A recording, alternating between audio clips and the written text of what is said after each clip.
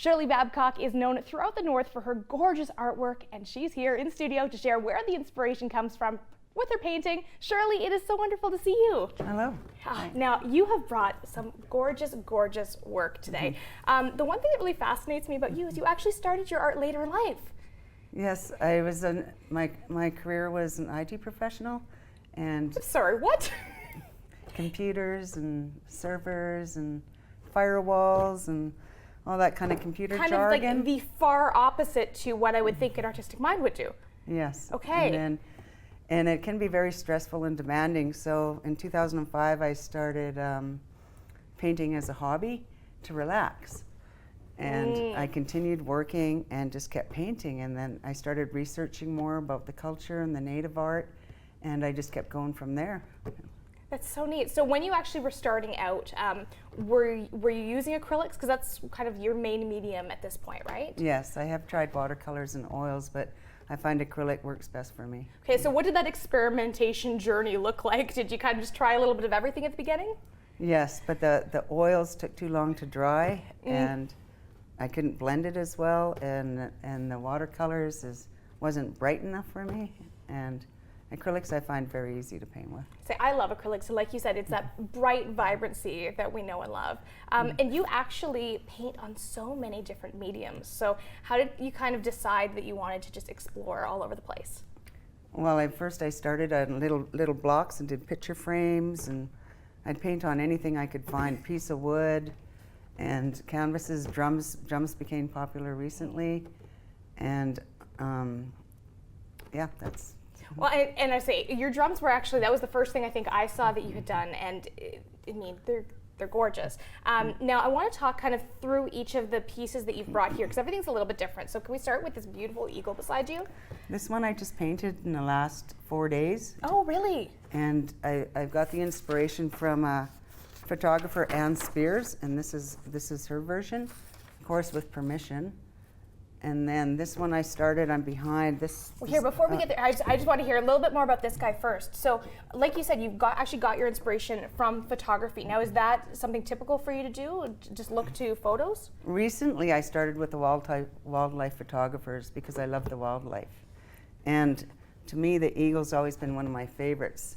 And whenever I see an eagle flying on a road trip, we're going to have a safe trip, or we're going to have a good day.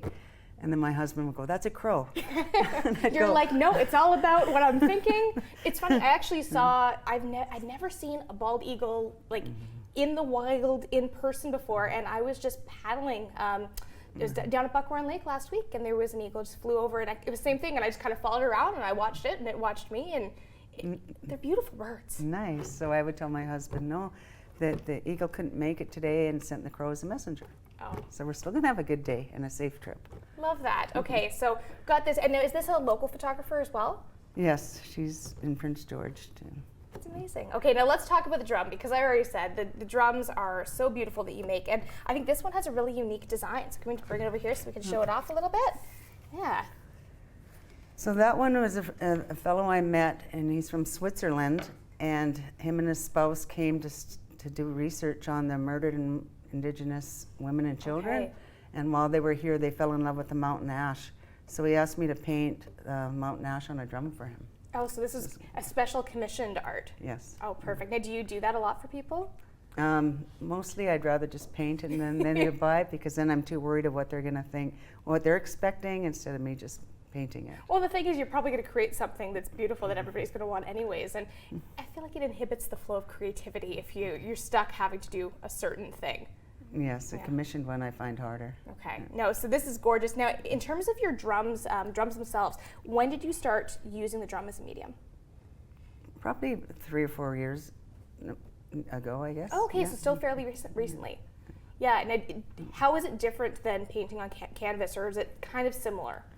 I think it's easier because it's smoother, Okay. where the canvas has the bumps. Right, so you kind of get that nice smooth finish.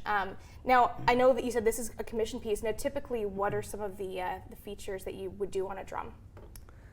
Basically, just the wildlife. I go for the wildlife. Yeah, well, I think that actually brings us to the one that's out here, which I think is one of the ones people will probably recognize the most, is your beautiful salmon up here. Yes, that's one of the paint by number kits completed. Okay, so I want to talk about the paint by number thing because you, like you said, got your inspiration later in life kind of as a way to de-stress, relax, but you're actually passing that on to other people and encouraging them to get inspired.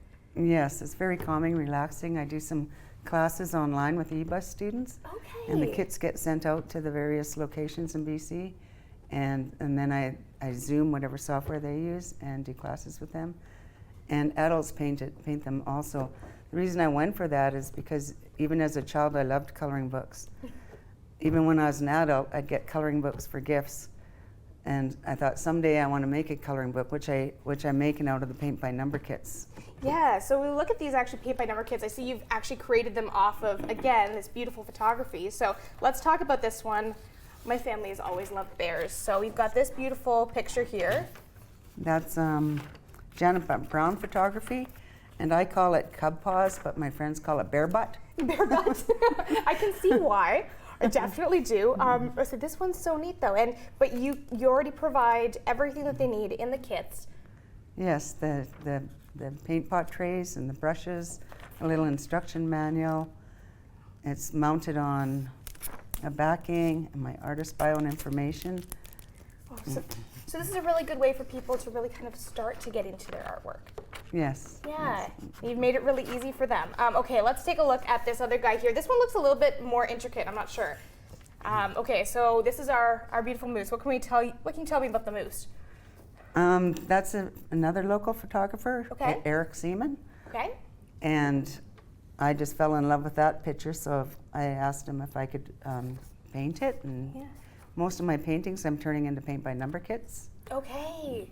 So you kind of have a little bit, so if anybody sees your work and really loves it, they can potentially, down the road, get to create their own. Yes. And yeah, so you've got this another paint by number kit. A little bit different. Again, so do you have different colors in each of them?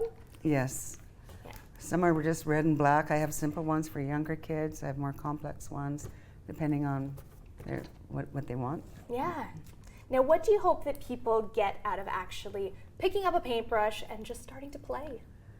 Just to relax, because when you're painting, at least me, I zone out. Everything else is off my mind, and I'm just focusing on the painting. And then build their confidence where they can do their own painting. Yeah. Well, I hope that we can hopefully encourage some people today to pick it up, try it out. Now, if anybody does want more information on you or more information on your kits, where can they go? They can reach me on my website, and they can phone. My information's all online. Or if they want to see what new kits are coming out, or art, I have a Facebook, Shirley Babcock Indigenous Art. Perfect. And I know you can always find some of the paint by numbers at some of the art studios here, but they're all sold out right now? No, I have paint kits. I just don't have the coloring books. Okay, so paint kits you can find. So if you're feeling a little bit crafty maybe this weekend, you can go and check it out. Well, Shirley, thank you so much for sharing your art with us. Well, thank you.